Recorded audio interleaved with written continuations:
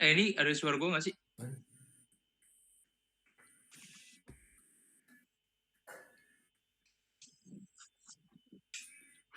Suara patah-patah sih ya. Ya, nah.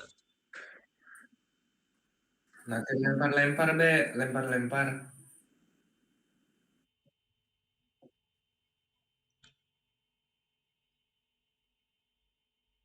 Ya. Assalamualaikum warahmatullahi wabarakatuh. Kami dari kelompok Fantastic Four akan mempresentasikan hasil dari program proyek kami yang berjudul klasifikasi daun sehat versus daun terinfeksi virus dengan CNN dan augmentasi data agresif. Di sini kami membangun, melatih, dan mengevaluasi model CNN paralel untuk klasifikasi gambar daun sehat versus daun terinfeksi virus menggunakan augmentasi data agresif dan analisis iteratif untuk optimasi kinerja.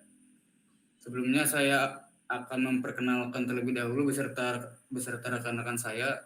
Saya dengan Insan Fikrul Bahri Jasigar. Saya dengan Hendro Kartono Bakti. Saya Yuliana Disaputra. Saya Muhammad Nabi Sregar. Baik, sebelum masuk dalam hasil program, saya akan menjelaskan terlebih dahulu soal dataset. Jadi kami itu mengambil dari Kaggle, di mana yang awalnya nama datasetnya tersebut bernama arsip, lalu plan village, dan cukup banyak folder yang ada. Nah, pada akhirnya kami hanya mengambil dua, yaitu tomato hauti dan tomato mosaic virus. Lalu gap dari kedua dataset masih cukup sangat timpang, di mana untuk tomato mosaic virus atau daun yang terinfeksi virus hanya ada 373 data. Sedangkan untuk daun yang sehat terdapat 1.591 data. Jadi nanti akan berpengaruh pada program di mana sangat dominan daun yang sehat dibandingkan daun yang sakit.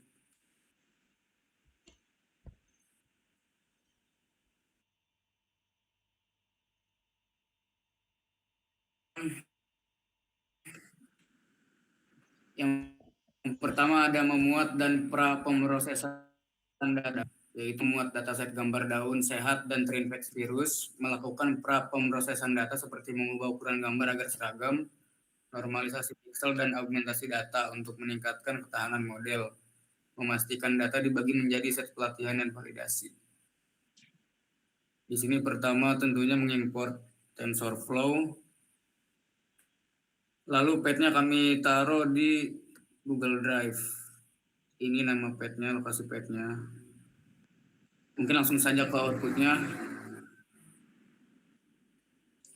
Nah, outputnya seperti ini. Terdapat dua kelas, yaitu tomato hauti dan tomato mosaic virus.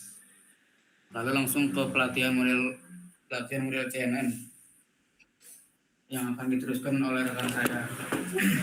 Baik, untuk melatih model CNN,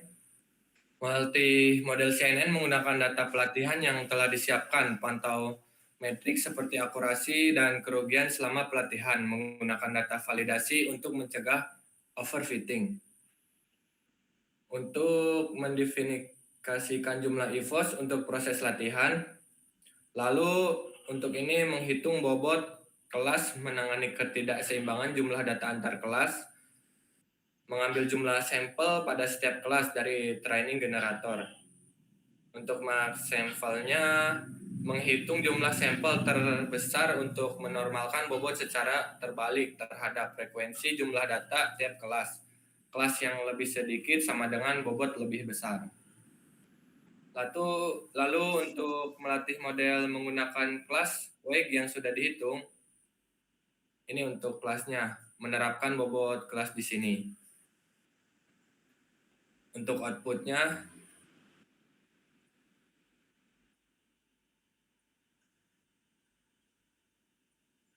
Selanjutnya, membangun arsitektur model CNN. Membangun arsitektur CNN menggunakan TensorFlow atau Keras. Arsitektur ini akan mencakup lapisan konvolusi, lapisan Falling, dan lapisan dense untuk mengklasifikasikan biner, yaitu sehat versus terinfeksi. Kami akan merancang arsitektur yang kuat untuk klasifikasi gambarnya. Langsung saja ke outputnya. Ini untuk outputnya model sekuensial.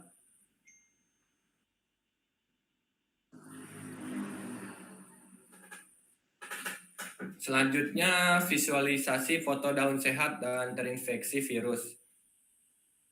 Untuk codingan ini menampilkan gambar visualisasi.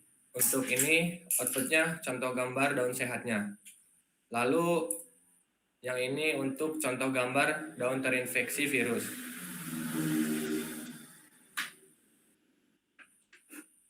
Selanjutnya akan dipresentasikan atau dijelaskan oleh Yulian Adi Saputra.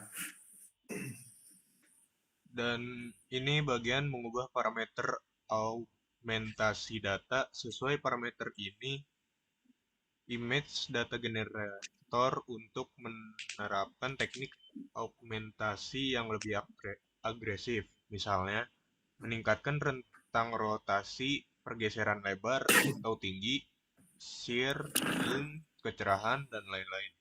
Tujuannya adalah untuk membuat sampel pelatihan yang lebih beragam, terutama untuk kelas minoritas.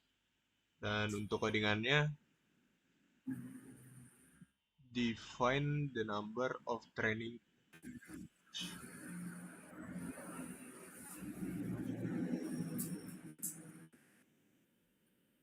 Lanjut aja. Dan Langsung ke untuk output. yang ke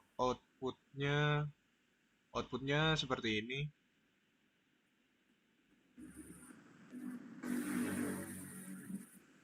Dan untuk implementasi strategi distribusi, subtasknya mengimpor TensorFlow dan tf-distribute, lalu menginisialisasi tf-distribute mirror rate strategi. Strategi ini akan digunakan untuk mendistribusikan beban kerja pelatih model. Dan untuk outputnya, Lalu ini number of device sebenarnya 1. Lalu ini akan dijelaskan oleh saya sendiri, Hendro Kartono Bakti. Pelatihan model dengan CNN paralel terdistribusi. Melatih kembali model yang telah digunakan dimodifikasi menggunakan data pelatihan dan validasi yang sudah ada. Tetapi sekarang dalam lingkungan terdistribusi, fungsi model fit akan secara otomatis memanfaatkan strategi distribusi yang telah diatur. Ini untuk implementasi paralelnya, codingannya. Lalu di print hingga outputnya akan keluar seperti ini. Untuk evaluasi strategi paralel terdistribusi, langsung saja ke outputnya. Ini untuk outputnya. Langsung ada matriks. Untuk analisis hasil pelatihan CNN dijelaskan oleh Napi Siregar. Baik, untuk analisis hasil pelatihan CNN paralel terdistribusi setelah pelatihan CNN paralel terdistribusi dengan augmentasi data agresif. Berikut ini adalah analisis dari laporan klasifikasi dan confusion matrix. Berikut ini classification report-nya. Lalu ada confusion matrix-nya juga. Minority class, ini untuk pembahasannya untuk minority class. Itu ada precision dari semua gambar yang diprediksi sebagai terinfeksi virus, hanya 25% yang sebenarnya terinfeksi. Ini menunjukkan banyak false positif, terlihat confusion matrix bahwa ada kasus yang seharusnya sehat tetap diprediksi terinfeksi. Lalu ada recall. Recall ini adalah recall model hanya berhasil mengidentifikasi 5% dari semua gambar daun yang sebenarnya terinfeksi virus. Ini berarti model gagal mendeteksi sebagian besar kasus positif, hanya 1 dari 20 kasus terinfeksi yang terdeteksi dengan benar. Lalu ada F1 score. F1 score yang sangat rendah menunjukkan kinerja yang buruk untuk kelas minoritas, yang merupakan kombinasi dari presisi dan recall yang rendah.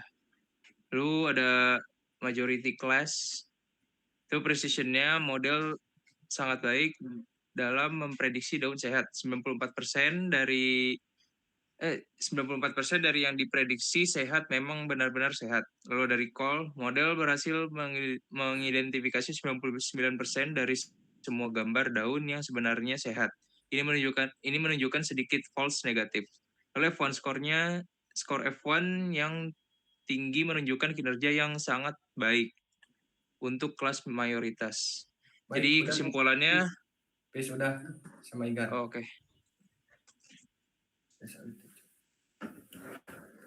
Baik. Jadi untuk proyek kelompok kami ini kurang lebih sudah capai 80% progresnya. Paling untuk menyempurnakan pada presentasi final nanti kami akan menyeimbangkan kedua dataset agar setidaknya mempunyai presentase 50% 50%. Contohnya jika daun sehat 500 data, maka daun yang terinfeksi virus juga wajib 500 data. Jadi kami mempunyai kendala untuk menyeimbangkan jumlah dataset, yaitu spesifikasi laptop yang kurang memadai. Baik, untuk kesimpulan sejauh ini dari program, walaupun akurasi keseluruhan mencapai 0,94, nilai ini sebagian besar dipengaruhi oleh performa yang sangat baik pada kelas mayoritas. Model masih menunjukkan kecenderungan kuat untuk memprediksi sampel sebagai tomato healthy. Sehingga kemampuan mendeteksi kelas minoritas yaitu tomato mosaik virus belum optimal. Penggunaan augmentasi data yang agresif serta penerapan kelas weight sejauh ini belum memberikan peningkatan signifikan pada identifikasi kelas minoritas. Jadi untuk memperoleh hasil yang lebih seimbang, beberapa pendekatan tambahan dapat dipertimbangkan seperti teknik oversampling pada kelas minoritas. Misalnya smooth eksplorasi arsitektur model alternatif atau melakukan fine tuning hyperparameter secara lebih mendalam. Selain itu, pada proses pelatihan terdistribusi atau paralel, perbedaan distribusi data yang diterima oleh masing-masing worker dapat mempengaruhi stabilitas dalam pembaruan parameter. Jika batch yang diterima worker tidak seimbang antara kelas mayoritas dan minoritas, proses sinkronisasi dapat membuat model semakin condong ke kelas yang lebih dominan.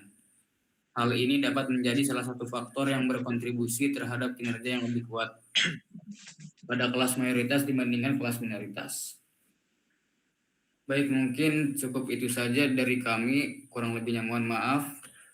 Wassalamualaikum warahmatullahi wabarakatuh. Warahmatullahi wabarakatuh.